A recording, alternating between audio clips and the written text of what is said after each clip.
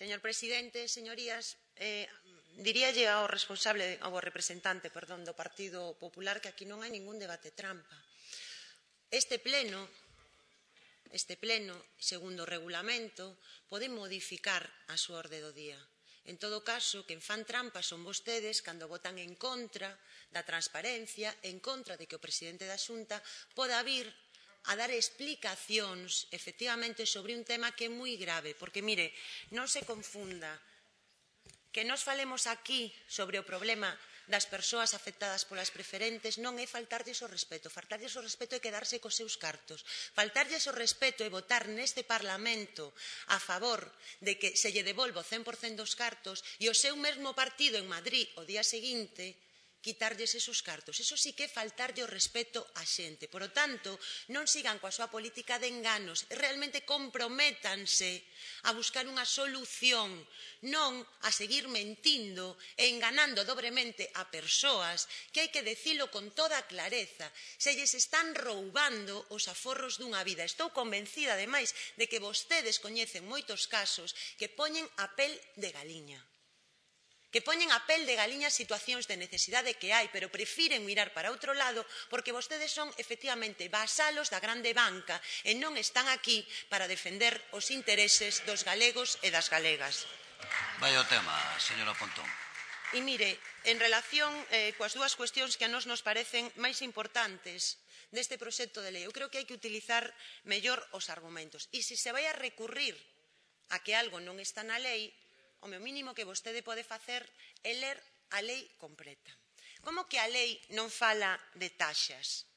Claro que fala. E introduce cambios sustanciais en relación coa consideración do dominio público viario. Boa lei, a que nos mandaron a este Parlamento, non sei se vostede ten outra. Artigo 30, financiamento das actuacións. Nos treitos das estradas onde se estableza un pago de peaxe ou taxa polo seu uso, isto dio a lei, pero imos a seguir. Artigo 31. Recursos xerados pola explotación das estradas.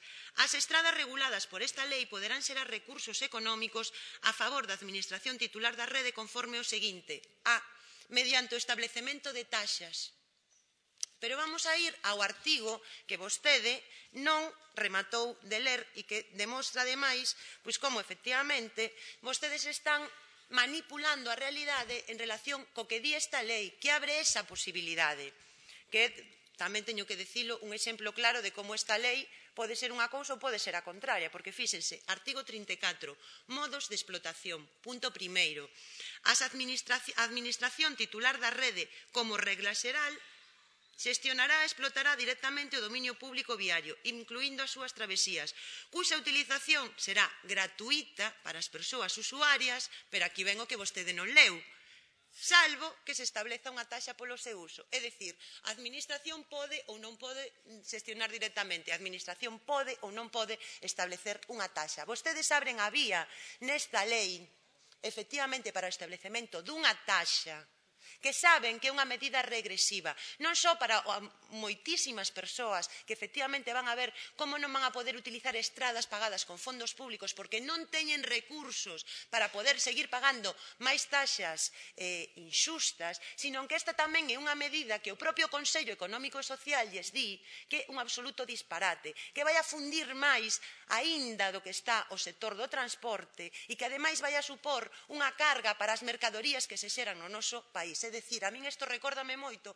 as medidas que se están adoptando en Portugal, pero noutra fase, coa capacidade de actuación que ten a Xunta de Galiza. E non nos diga que tamén se criticaba que coa anterior lei se permitía a privatización de infraestructuras públicas e o establecemento de peaxes, porque a maior parte das infraestructuras que se fixeron neste país fixéronse con peaxes, ben directamente para os usuarios, ben peaxes na sombra. Por certo, peaxes que supoñen unha estafa para o conxunto da sociedade, porque esos modelos de colaboración público-privado, claro que teñen amparo legal, pero é que vostedes fan as leis para poder facer as trampas e fan as leis a medida dos intereses das grandes empresas. Hai un informe do Consello de Contas que lles recomendo que lean, que alerta sobre o grave problema económico que xeran este tipo de fórmulas, que nos di que neste momento As fórmulas de colaboración público-privada supoñen que 4 de cada 10 euros que se invisten están condicionados, que se temos en conta